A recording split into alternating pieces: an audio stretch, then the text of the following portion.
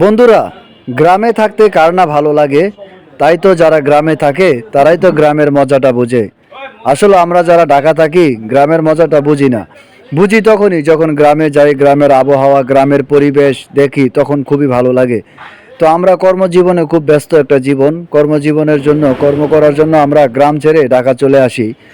তো যারা ঢাকা থাকি তারা আসলে অনেক কষ্ট করে ঢাকা থাকি, অনেক কর্ম করি, কষ্ট করি, টাকা পয়সা কামাই, সেই টাকা দিয়ে আমরা পরিবার চালাই। অথচ যারা গ্রামে থাকে তারা অনেক অনেক আনন্দতে থাকে। গ্রামের পরিবেশটা, গ্রামের আবহাওয়া খুবই ভালো লাগে। তাই তো আমি ছুটির দিনে চলে আসি আমাদের এলাকাতেই, গ্রামের মতো একটি এলাকা, এখানে আমি ঘুরতে চলে আসি আর ভিডিও বানাই। এখানে আমার কন্টেন্ট ক্রিয়েটরের যত ভিডিও আছে সব এখানেই বানাই। তো গ্রামটা আমার কাছে খুবই ভালো লাগে। এখন বর্ষাকাল, পানির সিজন। তো বেশি পানি হলে রাস্তাটা ডুবে যায়, কিন্তু ডুবে না, এখন বর্তমানে ডুবে না, পানি এখন কমই আছে। তো আজকে একটু লং ভিডিও করে ফেললাম। তো গ্রামের পরিবেশটা খুবই ভালো লাগে আমার কাছে। আপনাদের কাছে কেমন লাগে জানাবেন।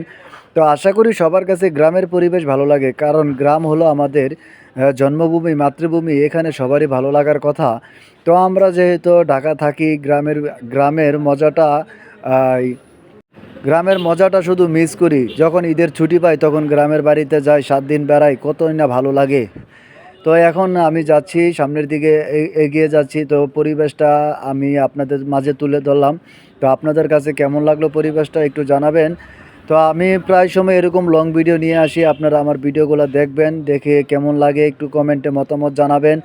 তো এরকম আমি প্রতিনিয়ত ভিডিও বানাবো, আপনারা ভিডিওগুলো দেখবেন এবং কমেন্ট করবেন। এবং আমরা যারা ফেসবুকে কাজ করি আমরা সকলের ভিডিও দেখব, গঠনমূলক কমেন্ট করব।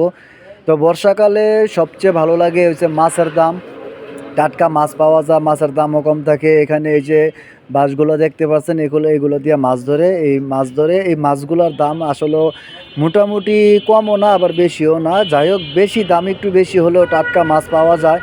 তো গ্রাম অঞ্চলে থাকলে সব কিছুই টাটকা, শাকসবজি আছে, টাটকা শাকসবজি, মাছ, ফলমূল সব কিছুই টাটকা পাওয়া যায়। তো এখান দিয়ে রাস্তাটা কাঁচা কাঁচা, রাস্তা দিয়ে রিক্সা, অটো এবং মোটরসাইকেল যায়। তো এই যে ব্রিজটা দেখতেছেন সামনে, আমি যাইতেছি হাঁটতে হাঁটতে। তো ব্রিজটা যে দেখতে পারতেছেন সামনে, এই ব্রিজটার ভিতরে আমার অনেক ফটো আছে। এবং এই আমাদের এলাকার পাশে এই গ্রামে গিয়ে আমি অনেক ভিডিও বানাই। তো গ্রামের পরিবেশটা আমার কাছে খুবই ভালো লাগে, হয়তো যারা আপনাদের কাছেও ভালো লাগবে।